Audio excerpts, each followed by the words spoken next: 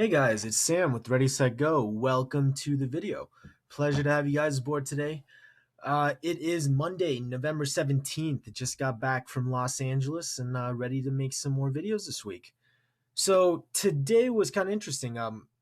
The one stock I really want to touch base on is Halliburton, ticker symbol HAL. They fell by almost 10.62% this morning. They decided that they were going to make a $35 billion bid on Baker Hughes.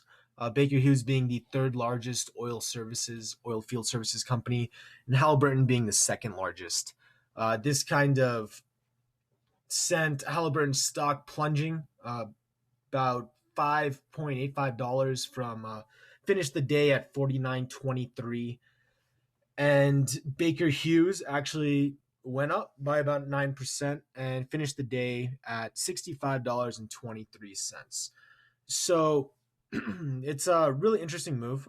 Number two buying number three. There's a plethora of, you know, of consolidation issues, especially pertaining to whether or not this is going to be a monopoly type issue with the Department of Justice. All of this does get reviewed, and hopefully, Halliburton does think that they will be able to get it through, or they wouldn't make the offer because if the offer doesn't go through, they actually end up owing Baker Hughes 3.5 billion. So, they are fairly confident this will happen.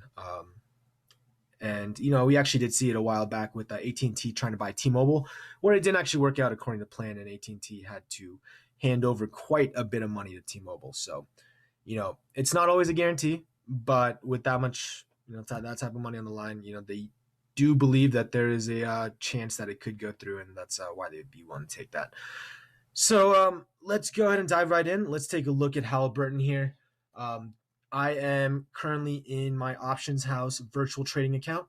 If you guys don't know what Options House is, it's probably one of the best brokerage firms, online brokerage firms out there.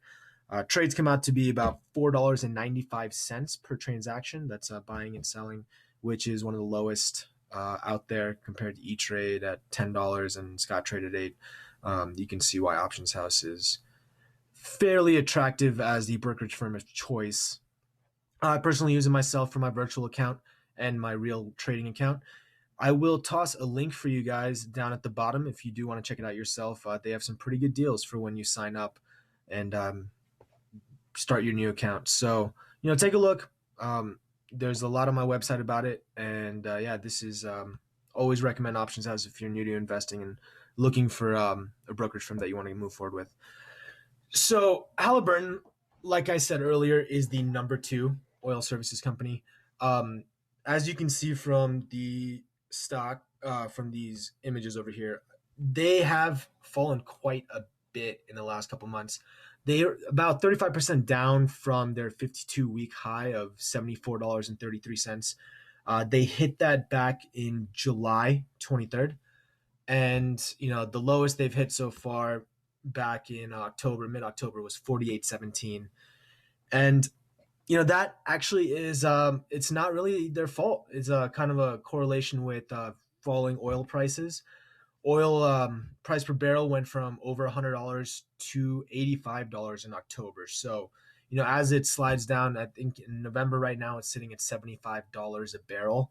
So as that continues to happen, these companies are going to get hurt. Oil producers have less money, less revenue to spend on the services and the products that Halliburton offers. And as a result, Halliburton's in a really cyclical business where if oil prices are up, Halliburton's going to do well and post higher revenue compared to when oil prices are down. That's just kind of the guilt by association kind of business that they're in. But that, again, doesn't mean that they're doing a bad job. Halliburton right now, they actually in October they posted third quarter earnings. They crushed it. Profits were up 70% over same quarter a year ago, and margins were up as well. So Halliburton has definitely met or exceeded analyst expectations for I believe is the last 9 straight quarters. So that's pretty amazing.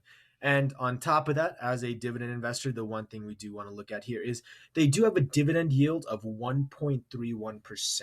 That's a 20% increase after they posted their third quarter earnings. So I believe their payout ratio also comes out to 17.9%. So that means out of their profits, Halliburton pays 17.9% towards their dividend, which is not that high, to be honest. There's a lot of companies sitting at 40% with a much higher dividend.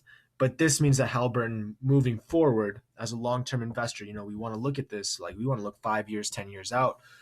Having a sub 20 payout ratio means that Halliburton can continue to afford, dividend increases in the future, which is a very, very attractive thing. And since they are in a very, very cyclical business, I see this drop in price as a very attractive situation.